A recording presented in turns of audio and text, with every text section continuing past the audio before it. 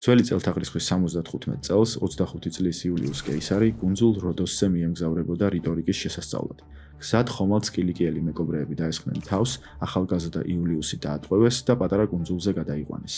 მეკობრეები აპირებდნენ, რომ არისტოკრატი მაწვლის სანაცვლოდ რომისთვის გამოსასყიდი მოეთხოვათ 20 ვერცხლის ტალანტის ოდენობით, რაც დაახლოებით 620 კილოგრამი ვერცხლი იყო. მართალია კეისარმა რიტორიკის შესწავლა ჯერ ვერ მოასწრო, თუმცა სიტყვა მაშინაც კარგად უჭრიდა და ქარიზმაც არ აკლდა. მეკობრეებს განუცხადა, რომ მათ მისი წარმომავლობა საკმაოდ იაფად შეაფასეს და რომ ის არა 20, არამედ მთელი 50 ვერცხლის ტალანტი ღირდა. გამოსასყიდის გადახდამდე კეისარი თითქოს კუნძულზე დასასვენებლად იყო ჩასული და არა ტყვეობაში.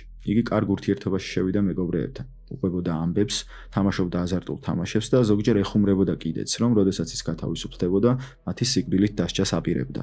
მართლაც შეაგროვეს გამოსასყიდი და ახალგაზრდა იულიუსი გამოიხსნეს.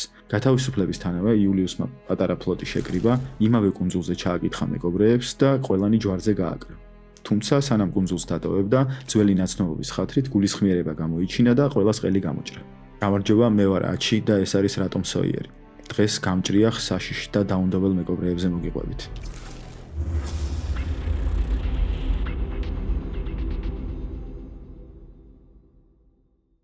კითხვა თუ როდის გაჩნდა პირველი მეკობრეობა, ან ვინ იყო პირველი მეკობრე, ფიზიკურად ვერ გვეცოდინება. სავარაუდოდ, როდესაც ადამიანმა საზღვაო ვაჭრობის საწყისებს მიაგნო, იმავე წამს გაჩნდა მეორე ადამიანი, ვინც ამ ნავაჭრის წართმევა მოინდომა. ერთ-ერთი უძველესი ცნობები მეკობრეობის შესახებ ფარაონ რამზეს მეორის სარკოფაგზია დატანილი. მეკობრეობას სიტყვა მოხსენიებული არ არის, თუმცა საუბარი არის ზღვის ხალხებზე, რომლებიც იმდენად გათავხედდნენ, რომ ეგვიპტის ნაპირებს დაესხნენ თავს. თუმცა დიადმა ფარაონმა ისინი ნილოსის დელტასთან ბრძოლაში დაამარცხა. დამარცხებული ზღვის ხალხები დღევანდელი პალესტინის ტერიტორიაზე განდევნეს და ისინი გახდნენ ფინიკიელების წინაპრები, რომლებიც ცნობილნი იყვნენ თავიანთი ზღვაოსნობით. თავის მხრივ ქართველებისთვის კარგად ნაცნობმა რომაელმა გენერალმა გნეუს პომპეუსმა ძველი წელთაღრიცხვის 67 წელს 500-მდე ხომალდისგან შემდგარი არმადა შეკრა, რათა კილიკიელ და ილირიელ მეკობრეებს შებრძოლებოდა. მან ჯამში 10,000-მდე მეკობრე დაატყვევა და დახოცა ხმელთაშუა ზღვის აუზში, თუმცა ამით მეკობრეობის სრულად ამოძირკვა ცხადია ვერ მოახერხა. შუა საუკუნეების ევროპაში საზღვაო ვაჭრობა ორ ძირითად არეად იყოფოდა. ერთის მხრივ ეს იყო ხმელთაშუა ზღვის აუზი, სადაც ოპერირებდნენ გენუა, ვენეცია, კონსტანტინოპოლი, არაბები, ოსმალეთის იმპერია და ასე შემდეგ. მეორე სავაჭრო მარშრუტი კი ჩრდილოეთით ბალტიისა და ჩრდილოეთის ზღვის აუზში მდებარეობდა, სადაც ჰანზას სავაჭრო კავშირი ოპერირებდა და რამდენიმე თვითმმართველ ქალაქს აერთიანებდა. ცხადია, ამ ორივე მარშრუტზე მეკობრეობა ყოველდღიურობა იყო. ბაზრის მოთამაშეები მეკობრეებს ქირაობდნენ კიდეც და მათ იყენებდნენ კონკურენტი სახელმწიფოების გემებზე თავდასხმისათვის. თუმცა რაღაც მომენტიდან ვენეციამ და გენუამ შეთანხმებას მიაღწიეს და ერთმანეთის წინააღმდეგ მეკობრეების გამოყენება შეწყვიტეს. კონკურენტების წინააღმდეგ მეკობრეების გამოყენების გარდა მოქმედებდა რელიგიური ფაქტორიც. მას შემდეგ, რაც თურქეთის იმპერიამ მიიღო გასასვლელი ხმელთაშუა და შავ ზღვაზე, გამოჩნდნენ მუსლიმი მრწამსის მეკობრეებიც. ყველაზე ცნობილნი მათ შორის იყვნენ ძმები ჰაირედინ და ორუჯ ბარბაროსები. მათ ეს სახელი წითური წვერის გამო შეარქვეს. ძმები ბერძნულ კუნძულ ლესბოსზე დაიბადნენ ოსმალეთის იმპერიის შორეულ კოლონიაში. დასასრულ ასაკშივე შექმნეს რამოდენიმე ხომალდისგან შემდგარი ფლოტი და ეგეოსის ზღვაში ხომალდებს აწიოგებდნენ. ცოტა ხანში ისე გაძლიერდნენ, რომ ალჟირის დაპყრობა მოახერხეს და ძმებმა ბარბაროსებმა იქ საკუთარი სულთანატი დაარსეს. ოსმალეთის იმპერიის მესვეურები იმდენად აღფრთოვანებული იყვნენ ძმები ბარბაროსების მიღწევებით, რომ ისინი თავიანთი ფლოტის ადმირლებად დანიშნეს. ორუჯ ბარბაროსა საბოლოოდ ესპანელებთან ბრძოლის დროს დაიღუპა, როდესაც ის ალჟირს იცავდა. თუმცა მისი საქმე მისმა ძმამ ჰაირედინმა გააგრძელა და ესპანელები საბოლოოდ განდევნა ალჟირიდან. ასევე 1528 წელს ჰაირე딘 ბარბაროსა ამარცხებს გაერთიანებული ქრისტიანული ლიგის ფლოტს პრევეზასთან ბრძოლაში და ამას ისე ახერხებს, რომ ერთ ხომალდსაც კი არ კარგავს. ლეგენდარული თურქი ადმირალის ქანდაკება და მისი სახელობის მეჩეთი ქალაქ სტამბოლში მდებარეობს. ჰაირე딘 ბარბაროსა დღემდე ითვლება თურქული ფლოტის სიძლიერის სიმბოლოდ. 1492 წელს ქრისტეფორე კოლუმბი ამერიკის კონტინენტს მიადგა. სწორედ ამ მომენტიდან ზღვის მეკობრეობა ტრანსფორმირდა ოკეანის მეკობრეობად და მან გლობალური მასშტაბები შეიძინა. კოლუმბის ექსპედიცია ესპანურმა ტახტმა დააფინანსა. სწორედ ამიტომ ახლად აღმოჩენილი კონტინენტიდან ესპანელები აქტიურად ეზიდებოდნენ სიმდიდრეს სამშობლოში და მუდმივად ძარცვავდნენ კონტინენტის მკვიდრ მოსახლეობას. ესპანელების გარდა ახალ მიწებზე გავიდნენ მათი პირდაპირი კონკურენტი პორტუგალიელებიც. მათაც გაუსინჯეს გემო ამერიკულ ოქრო ვერცხლს, შესაბამისად ოკეანის გაღმა სავაჭრო გზებს ეს ორი სახელმწიფო განაგებდა. თუმცა მათ ხომალდებს შორის მუდმივად შეტაკებები მიმდინარეობდა. ამის აღმოსაფხვრელად 1494 წელს პაპი ალექსანდრე მე-6-ის შუამდგომლობით იდება ტორდესილასის ხელშეკრულება, რომლის მიხედვითაც ოკეანის სავაჭრო გზები ესპანეთსა და პორტუგალიას შორის გაიყო, ხოლო სხვა ყველა სახელმწიფო კი თამაშგარე მდგომარეობაში დარჩა. ხელშეკრულების დადებიდან 1 საუკუნის განმავლობაში ესპანეთი და პორტუგალია მშვიდად ძარცვავდნენ და აღარიბებდნენ ამერიკის მკვიდრ მოსახლეობას. თუმცა ამ სიამტკბილობამ დიდხანს არ გასტანა და მათ იდილიაში ინგლისი და საფრანგეთი ჩაერთო. ზოგადი წარმოდგენა მეკობრეებზე ასეთია, რომ ისინი თავზე ხელაღებული და თავისუფლების მოყვარული მეზღვაურები არიან, ზღვაში რეიდერობენ და ნებისმიერი ხომალდი, რომელიც თვალში მოუვათ, ძარცვავენ და თავს ესხმიან. ცხადია, ასეთი მეკობრეებიც არსებობენ, თუმცა მათ გარდა იყვნენ მეკობრეები, რომლებიც სხვადასხვა სახელმწიფოს ლიცენზიით სარგებლობდნენ და მათი დავალებით ესხმოდნენ თავს კონკრეტულ ხომალდებს. სწორედ ეს მეკობრეები გამოჩნდნენ პირველი და მათ კორსარები ეწოდებოდათ. იმ პერიოდში არც ინგლისს, არც საფრანგეთს და არც ჰოლანდიას არ ჰქონდათ იმდენი საზღვაო რესურსი, რომ საკუთარი აკვატორიაც დაეცვათ და ახალი მიწებისთვისაც ებრძოლათ. სწორედ ამიტომ, როდესაც ესპანეთი და პორტუგალია ამერიკის კონტინენტის სიმდიდრეს ინაწილებდა, ინგლისის სამეფო ტახტი იყო ერთ-ერთი პირველი, რომელმაც ლიცენზია მისცა კორსარებს, რათა ესპანური გემები კარიბის ზღვაში გაიძარცვათ. ესპანელები ყოველწლიურად 200 ტონა ოქროს და 200-300 ტონა ვერცხლს ეზიდებოდნენ სამშობლოში. ეს დაახლოებით 80% იყო ესპანური ტახტის წლიური შემოსავლის. ისინი თითქმის ვერანაირ წინააღმდეგობას ვერ წევდნენ მეკობრეების წინააღმდეგ, რადგან იმ დროს კარიბის ზღვა გაივსო არამხოლოდ ინგლისელი, არამედ ფრანგი და ჰოლანდიელი ლიცენზირებული მეკობრეებით და დაიწყო ის, რასაც მეკობრეობის ოქროს ხანა ეწოდებოდა. მეკობრეთა გემზე იერარქია და წოდებები განსხვავდებოდა პერიოდების მიხედვით. როგორც არ უნდა გაგვიკვირდეს, მეკობრეები დემოკრატიული პრინციპების მიხედვით აყალიბებდნენ ეკიპაჟს და ხმათა უმრავლესობით ირჩევდნენ კაპიტანს. კაპიტანი იყო გემის მეთაური, რომელიც იღებდა მთავარ ტაქტიკურ გადაწყვეტილებებს ბრძოლისა და ზღვაში გადაადგილების დროს. ხმელეთზე კაპიტანს ეკიპაჟზე არანაირი ძალაუფლება არ ჰქონდა. მისი ძალაუფლება ისედაც შეზღუდული იყო. მას მოეთხოვებოდა სამართლიანობა, რის საპასუხოდაც იღებდა ეკიპაჟის ლოიალურობას. საპირისპირო შემთხვევაში კაპიტნები იღებდნენ ეკიპაჟის ბუნდს და ღია ზღვაში ზვიგენებთან ერთად გასეირნებას. კაპიტნის მარჯვენა ხელი, ანუ კვარტერმასტერი, წარმოადგენდა ერთგვარ შუამავალ რგოლს კაპიტანსა და ეკიპაჟს შორის.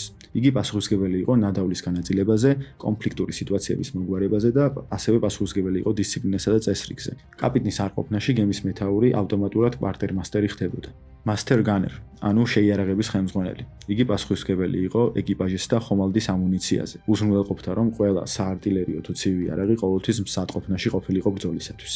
ნავიგატორი პასუხისმგებელი იყო გემის მართვა გაკონტროლებაზე. მას ებარა კომპასი, რუკები და ყველანაირი სანავიგაციო აღჭურვილობა. მისი ცოდნა და გამოცდილება ხშირ შემთხვევაში გადამწყვეტიც კი იყო, განსაკუთრებით მაშინ, როდესაც მეკობრეები ღია ზღვაში გადიოდნენ, სადაც ისინი თავისი დროის უდიდეს ნაწილს ატარებდნენ. Cooper, ანუ კასრების ოსტატი. მათი ძირითადი მოვალეობა გემზე ხის კასრების დამზადება შეკეთება იყო. კასრებში მეკობრეები ინახავდნენ აბსოლუტურად ყველაფერს, რაც გადაჰქონდათ. კასრების ოსტატები უზრუნველყოფდნენ ხომალდზე სასმელი წყლის არსებობას. ასევე მათ ებარათ სურსათის და ალკოჰოლის მარაგებიც. ხარისხიანი კასრები აუცილებელი იყო, რათა სურსათი არ გაფუჭებულიყო და წყალი არ დაბინძურებულიყო. მეკობრეთა ხომალდზე ექიმი ძირითადად არ იყო ხოლმე, ამიტომ საჭიროების შემთხვევაში ამ როლსაც კასრების ოსტატები ითავსებდნენ. ბოლოს კი თავად მეკობრეები, ეკიპაჟის ძირითადი ნაწილი, რომლებიც პასუხისმგებელი იყვნენ ბრძოლაზე და ნადავლის მოპოვებაზე. თითოეულ მეკობრეს ჰქონდა თანასწორი ხმის უფლება ნებისმიერი საკითხის გადაწყვეტის დროს. ხომალდზე ასევე იმყოფებოდნენ ცხოველებიც და კერძოდ კატები. მათ ფუნქციური დატვირთვა ჰქონდათ, რადგან ხომალდზე ვირთხების პრობლემა ჩვეულებრივი ამბავი იყო. მეკობრეების გემზე მოქცევის წესები, ანუ ეგრეთ წოდებული კოდექსი წარმოადგენდა ეკიპაჟის მიერ შეთანხმებული კანონების ერთობლიობას. კოდექსი მკაცრად უნდა ყოფილიყო დაცული, რადგან ხომალდზე კანონიერი მმართველობა არ არსებობდა. ორგანიზაციულ და სამართლებრივ გარემოს მხოლოდ ამ წესების ზედმიწევნით დაცვა უზრუნველყოფდა. სხვადასხვა გემზე კოდექსები განსხვავდებოდა, თუმცა ძირეული პრინციპები ერთი და იგივე იყო. ნადავლი ნაწილდებოდა იერარქიის მიხედვით. კაპიტანს და კვარტერმასტერს შედარებით მეტი, ხოლო ჩვეულებრივ მეკობრეებს შედარებით ნაკლები, თუმცა თანაბარი გადანაწილებით. ასევე ვინც პირველი შეამჩნევდა ღია ზღვაში გასაწარც ხომალდს, მას შედარებით მეტი წილი ერგებოდა. უთანხმოების მოსაგვარებლად მეკობრეებს შორის დაშვებული იყო დუელი. დუელის წესებს და მათი სამართლიანად წარმართვას კვარტერმასტერი აკონტროლებდა. იგრძალებოდა ასევე ქურდობა, როგორც მარაგების, ასევე ერთმანეთისთვის ნივთების მოპარვა. თუ მეკობრე ბრძოლაში დაშავდებოდა, პირობითად კიდურს დაკარგავდა, მას ფულადი კომპენსაცია ეკუთვნოდა. ზოგიერთ კოდექსში მკაცრად იყო აკრძალული ქალებზე და ბავშვებზე ძალადობა. გემზე იგრძელებოდა ქალების ძალით მიყვანაც. ხომალდზე აკრძალული იყო აზარტული თამაშები. ეს კონფლიქტის გამოწვევის ერთ-ერთი მთავარი წყარო იყო. ასევე ფულის ერთმანეთში წაგება ფინანსურ უთანასწორობას იწვევდა და არღვევდა დისციპლინას. სასჯელის სახით გამოიყენებოდა ფულის ან ნადავლიდან წილის კონფისკაცია. ხშირად გამოიყენებოდა ფიზიკური დასჯაც, პირობითად გამათრახება. განსაკუთრებული დანაშაულების შემთხვევაში მეკობრეს ზღვაშიც გადაუძახებდნენ ხოლმე. შედარებით უფრო მობიერი სასჯელი იყო გაძევება. მაგალითად ისე, როგორც კაპიტანი ჯეკ ბეღურა დატოვეს უკაცრიელ კუნძულზე. მეკობრეობის ოქროს ხანის ერთ-ერთი გამორჩეული კაპიტანი იყო შავწვერა. ნამდვილი სახელი ედუარდ თიჩი. ხომალდის დასახელება დედოფალი ანას შურისძიება. ედუარდი თავდაპირველად ბრიტანეთის სამეფო ფლოტში მსახურობდა. შემდეგ კი ინგლისის დაქირავებული ლიცენზირებული პრივატირი მეკობრე გახდა და აქტიურად მონაწილეობდა ესპანელების წარსვაში. პრივატირობის შემდეგ შავწვერამ ფრანგ მონებით მოვაჭრეებს ხომალდი წაართვა და თავად გახდა მეკობრეების კაპიტანი. ის იყო ჩინებული მეკობრე და სტრატეგი. ხშირად ისე ატყუებდა გემებს, რომ ერთი გასვლაც კი არ სჭირდებოდა. 1718 წელს ედუარდ შავწვერა თიჩმა ჩრდილოეთ კაროლინას ბლოკადა მოახდინა. გემები ტყვე დაიყვანა და ხალხში გამოსასყიდი მოითხოვა. თუმცა რა უცნაურიც არ უნდა იყოს, იმავე წელს მან მეკობრეობის ამნისტია მიიღო, რომელსაც ჩრდილო კაროლინის გუბერნატორი ჩარლზ ედენი აწერდა ხელს. მიუხედავად იმისა, რომ იგი ერთ-ერთი ყველაზე ცნობილი მეკობრეა მეკობრეთა შორის, მისი პრაიმი დიდხანს არ გაგრძელებულა. იმავე 1718 წელს სამეფო ფლოტის კაპიტანმა რობერტ მეინარდმა ედუარდ შავწვერა თიჩი საზღვაო ბრძოლაში დაამარცხა. ბრძოლისას შავწვერას უამრავი ჭრილობა მიაყენეს, როგორც ცივი, ასევე ცეცხლსასროლი იარაღით. თუმცა როგორც ამბობენ, იგი ბოლომდე იბრძოდა და მოწინააღმდეგის ეკიპაჟის ნახევარი თან გაიყოლა. საბოლოო ჯამში ედუარდ თიჩი იყო ერთ-ერთი პირველი, ვინც ფართოდ გაითქვა სახელი და შეძლო მეკობრის ბნელი და მისტიური იმიჯის შექმნა. სერ ჰენრი მორგანი უბრალო ველსელი ფერმერის შვილი იყო.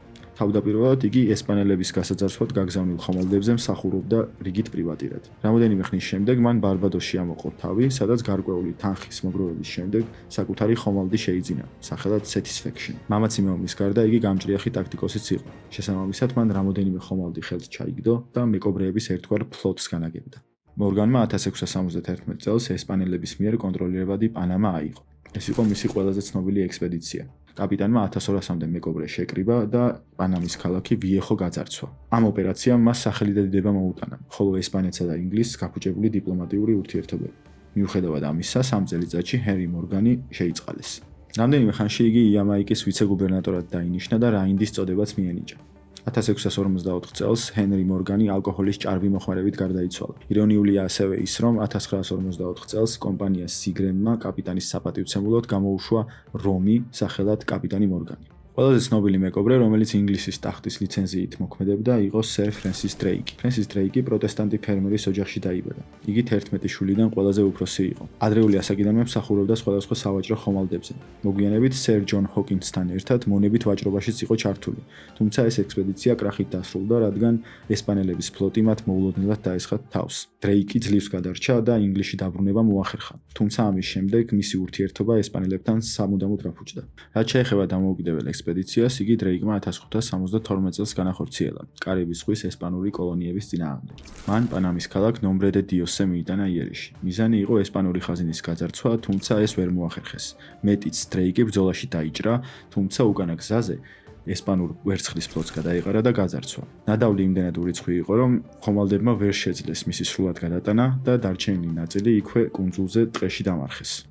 ამ ოპერაციის შემდეგ ესპანელებმა ინგლისელ პრივატირს ელ დრაკე, ანუ დრაკონი შეარქვეს. ხოლო სამშობლოში იმდენი ვერცხლი ჩაიტარა, რომ ინგლისელებმა ფაქტობრივად ეროვნულ გმირად შერაცხეს. ფრენსის დრეიკი იყო პირველი ინგლისელი, რომელმაც მსოფლიოს გარშემო იმოგზაურა. დრეიკამდე ეს მხოლოდ დიდმა აღმომჩენმა ფერნანდო მაგელანმა შეძლო. ექსპედიციის ოფიციალური მიზანი ესპანეთისა და პორტუგალიის მიერ კონტროლირებადი სავაჭრო გზების შესწავლა და ახალი სავაჭრო გზების აღმოჩენა იყო. ხოლო ნამდვილი მიზანი, რა თქმა უნდა, ძარცვა გლეჯა და ოქრო ვერცხლის ინგლისში წამოღება. ექსპედიციას მხარს უჭერდა ინგლისის დედოფალი ელისაბედ I. ექსპედიცია ქალაქ პლიმუთიდან 5 ხომალდითა და 160 ეკიპაჟის წევრით დაიწყო. ფლაგმანი დრეიკის ხომალდი პელიკანი გახლდათ.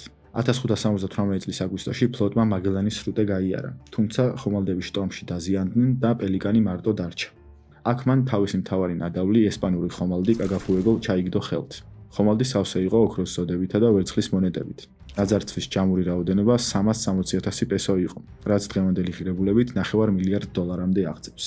1979 წელს ფრენსის დრეიკმა გადაკვეთა წყნარი ოკეანე და ფილიპინებს მიაღწია. იქედან ინდონეზიის კუნძულებისკენ გაცურვა, სადაც სანელებლებით ივაჭრა. სარფიანი ვაჭრობის შემდეგ ინდოეთისა და აფრიკის სამხრეთი გადაკვეთა და 1580 წლის 26 სექტემბერს ისევ ქალაქ პლიმუთში დაბრუნდა. ლეგენდა ამბობს, რომ ელისაბედ პირველმა ფრენსის დრეიკი პირდაპირ გემბანზე აკურთხა რაინდად. ამ ექსპედიციის შედეგად გაკვალულ გზაზე დაიწყო ინგლისური ფლოტის დომინაცია მსოფლიო ოკეანეში. ფრანსუა ლოლონე, ნამდვილი სახელი ჟან დავიდ ნო, მიჩნეულია როგორც ისტორიაში ერთ-ერთი ყველაზე სასტიკი და დაუნდობელი მეკობრე.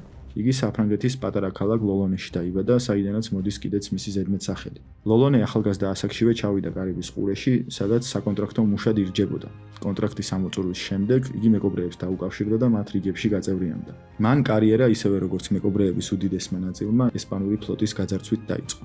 ფრანგ მეკობრეს ესპანელების მიმართ განსაკუთრებული ზიზღი ჰქონდა. კარიერის საწყის ეტაპზე ფრანსუა ლოლონეს გემი, რომელსაც მონები გადაჰყავდა, შტორმში მოყვა და მექსიკის სანაპიროებზე ქალაქ კამპაჩესთან გამოირიყა. ესპანელებმა ჯარი გაგზავნეს და ეკიპაჟის თითქმის ყველა წევრი ამოწყვიტეს. ფრანგი მეკობრე სასწაულებრივად გადარჩა. ამბობენ, რომ იგი სახეს სხვა გვამების სისხლით იფარავდა და თავს იმკვდარუნებდა. საბოლოოდ მან გადარჩენილ ეკიპაჟის წევრებთან ერთად მეკობრეების მთავარ ბაზაზე ტორტუგაზე გააღწია. მცირე ხანში მოახერხა ახალი ეკიპაჟის მობილიზება, ქალაქში მძევლები აიყვანა და ესპანელებს გამოსასყიდი მოთხოვა. კუბის გუბერნატორმა გემი გაგზავნა ფრანსუა ლოლონეს დასასჯელად. თუმცა ფრანგმა მეკობრემ ეკიპაჟის უკლებლივ ყველა წევრი ამოწყვიტა და მხოლოდ ერთი დატოვა ცოცხალი, რათა ჰავანაში მესიჯი გაეგზავნა. ამიერიდან მე არცერთ ესპანელს აღარ შევიწყალებ. მოკლედ რომ ვთქვათ, ფრანსუა ლოლონე ჩვეულებრივი მეკობრე მანიაკი იყო. მას კარიერის პიკში 8 ხომალდისგან შემდგარი ფლოტი ჰყავდა. ფრანგი მეკობრე არავის ინდობდა და ხშირად წამების მეთოდებსაც მიმართავდა, რადგან ტყვეებს დამალული ოქროს ადგილსამყოფელი გაეთქვათ. მოწინააღმდეგეები ყოველთვის ბოლომდე იბრძოდნენ მის წინააღმდეგ, რადგან იცოდნენ, რომ თუ გადარჩებოდნენ, მათ საშინელი დღე ელოდათ. ამბობენ, რომ ფრანსუა ლოლონე დახოცილ ჯარისკაცებს შინაგან ორგანოებს აცლიდა და ტყვეებს მათ ჭამას აიძულებდა. დაუნდობელმა კაპიტანმა უკანასკნელი ექსპედიცია ჰონდურასის ნაპირებზე განახორციელა. მან პორტო-კაუაო გაძარცვა, თუმცა სან-პედროსკენ მივალ გზაზე ესპანური ფლოტი დაესხა თავს და ძლივს გადარჩა. საბოლოოდ კუნძულიდან კუნძულზე მოხეტიალე ფრანსუა ლოლონე პანამის მკვიდრმა კანიბალმა ტომებმა ჩაიგდეს ხელთ. ირონიულია ის, რომ ადამიანი, რომელიც სხვებს აიძულებდა კანიბალიზმს, თავად გახდა კანიბალების მსხვერპლი. ფრანსუა ლოლონეს გვარის იაპონური თარგმნის ინსპირაციით ეიჩირო ოდამ თავის საკულტო ნაწარმოებში One Piece შექმნა პერსონაჟი რორონოა ზორო. მე-18 საუკუნის დასაწყისში მეკობრეობის ოქროს ხანა დასასრულისკენ მიდის. სახელმწიფოები მიხვდნენ, რომ მეკობრეების დაქირავება და ერთმანეთზე დაგეშვა ძალიან ხარჯიანი იყო. უფრო ხელსაყრელი იყო სავაჭრო ურთიერთობები. თუმცა გარდა ამისა, ინგლისს და საფრანგეთს უკვე ჰქონდათ საკმარისი საზღვაო რესურსი, რომ საკუთარი სავაჭრო გზები ეკონტროლებინათ. 1713 წელს ინგლისს, საფრანგეთს, ესპანეთსა და ჰოლანდიას შორის დაიდო უტრეხტის ზავი. ამ ზავის მიხედვით მეკობრეობა საერთაშორისო დაკრძალული და დასჯადი ქმედება გახდა. სახელმწიფოებმა შეწყვიტეს ლიცენზიების გაცემა, ხოლო მეკობრეების დიდმა ნაწილმა ლიცენზიების გარეშე გააგრძელა საქმიანობა, რადგან ფიზიკურად მათ მეტი არაფერი იცოდნენ. როგორ წარმოგიდგენიათ ადამიანების ჯგუფი, რომლებიც 10 წლეულების განმავლობაში თავისუფლად დაცურავდნენ ოკეანეებში, უცებ სამხედრო ფორმას იცმევენ და ზემდგომი ოფიცრების ბრძანებებს ასრულებენ. სწორედ ამიტომ მათზე განსაკუთრებული ნადირობა გამოცხადდა. საბოლოოდ ინგლისურმა და ფრანგულმა ფლოტმა ტრანსატლანტიკური მეკობრეობა ნულამდე დაიყვანა. ვაჭრობის განვითარებამ და სავაჭრო გზების უსაფრთხოების გაზრდამ მეკობრეობა უბრალოდ არარენტაბელური გახადა. სავაჭრო გემებიც უკეთესად აღიჭურნენ თავდაცვითი იარაღით. ასევე ამ პერიოდში 1718 წელს ბრიტანეთის სამეფო ფლოტთან ბრძოლაში დამარცხდა მეკობრეების გოუთი და ზოგადად მეკობრეობის სიმბოლო ედვარდ შავწვერა თიჩი. მეკობრეობა ჩვენს დროში ჯერ კიდევ არ აღმოფხვრილა საბოლოოდ, თუმცა ვერასოდეს გახდა ისეთი მასშტაბური, როგორც ეს მის ოქროს ხანაში.